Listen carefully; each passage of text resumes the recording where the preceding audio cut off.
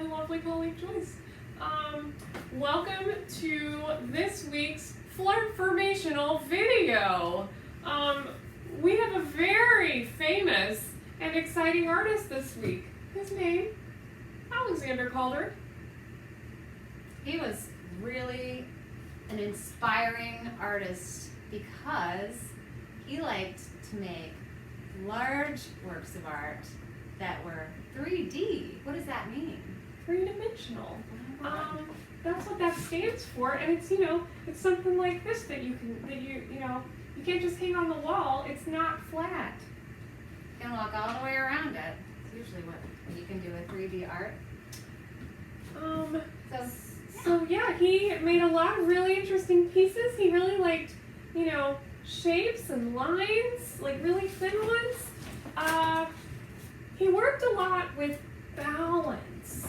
So he would either make things that hung from the ceiling or something that stood on a base, and no matter what it was, they always had really good balance. And there's two kinds of balance. There's visual balance that you hear artists talk about a lot. What is visual balance, Joyce?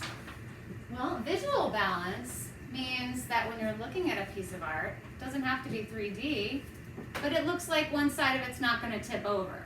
Right. It's sort of got enough on both sides where it's not like something's missing on part of it. Yeah, and it just makes it so nice to look at usually.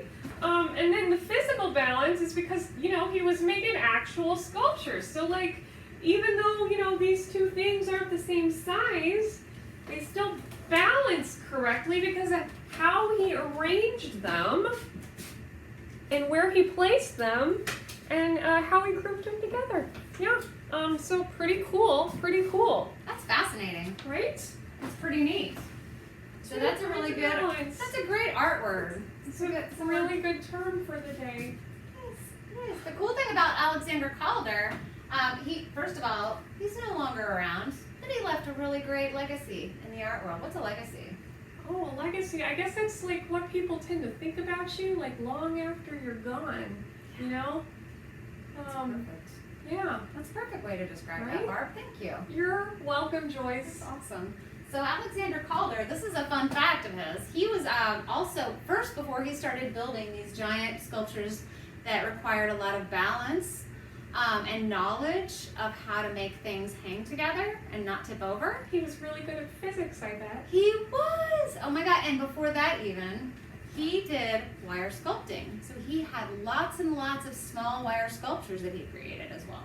Just kind of neat. And he used to pack them up in a suitcase and travel the world and open them up and have a show. And he made lots of little circus figures. Isn't that delightful? That's pretty cool. And then he became a large-scale artist and made giant sculptures. So Look at that. I'm really excited to tell you guys about our project. It's awesome. We're gonna do a 3D one this time. Now, we expect yours to be, a lot more interesting than this one. We put this together and we wanted to be simple about it because we didn't want to tell you what to do too much. We just wanted to show you the materials and how you can maybe put them together, right? Mm-hmm. And then just set you free. The rest is up to you. Just set you free after The that. rest is up to you. So, yeah. I'm gonna deconstruct this, take it apart a little bit so you can see how it got started.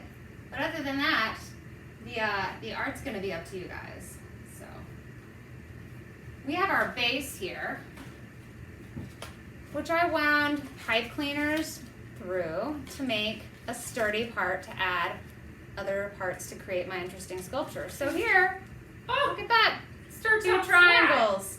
I cut a slit at the bottom of one, halfway up, and from the top of one, halfway down. And I'm guessing, theirs already have slits cut in them. Oh my gosh, exactly. So All you have to do is fit them together. Put it right It's together. perfect. But I wanted you to see how it was made in case you ever wanted to make your own Yeah. from scratch. So I just twisted two pipe cleaners together to start to give me a more sturdy pull as part of it, support than one. So I took one and I wrapped it down and around in between one of them here, one of these pieces of paper. And you guys might play around with this and come up with a way that works for you if this doesn't seem to work for your sculpture. So It's lovely. yeah. So you guys will have that and pipe cleaner and foam pieces that you can cut shapes out of. Oh, I just thought of another fun fact What? about Alexander Calder. Did you know that his first sculpture that he ever made was when he was 11 years old, and it was a duck, and he gave That's it to pretty someone fun. for Christmas. Did you guys ever make a piece of art when you were little and then remember who you gave it to? Some of our first art memories stay with us for a long time. They're I made a almost big always flower for my gifts, mom right? once when I was a kid and I never They're forgot. almost always gifts. So, First pieces. I've made the base, I've got my support, Yeah. and now I've got, you're gonna get foam pieces, and then we can cut and wind and twist and add parts to the sculpture. We can get crazy, and it'd be interesting to see if you guys create something that looks like it wouldn't balance and how to make it. Can't wait to see what you flarters come up with after this one. This is a very exciting provocation we have for you. It's going to be really cool. So yeah, we can't wait to see you guys for the Zoom, our Flart about. our Zoom flart about. Can't wait to talk about everything that we did and ask your parents to get the kit. Be nice about it. yeah. Say please. There's a link below. Mhm. I think that there will also be a link that you can, learn a little bit more about Alexander Calder. Mhm. Also, the Googles are great for that. You can just search the Googles, I love the Googles. for more of Alexander Calder's art. You can always do that for any of our flart artists. I think, is that about it? I think Yeah. so. All right, well, that wraps it up. We'll Flart you later.